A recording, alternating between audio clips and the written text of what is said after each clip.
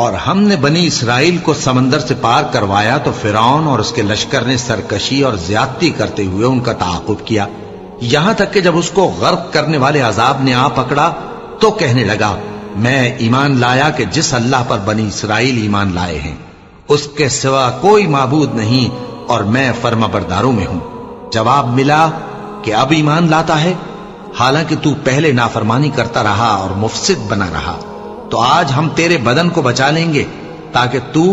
پچھلوں کے لیے عبرت ہو، اور بہت سے لوگ ہماری نشانیوں سے بے خبر ہیں۔ اور ہم نے بنی اسرائیل کو رہنے کو عمدہ جگہ دی اور کھانے کو پاکیزہ چیزیں عطا کی،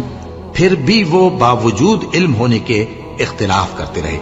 بے شک جن باتوں میں وہ اختلاف کرتے رہے تمہارا پروردگار قیامت کے دن ان میں ان باتوں کا فیصلہ کر دے گا۔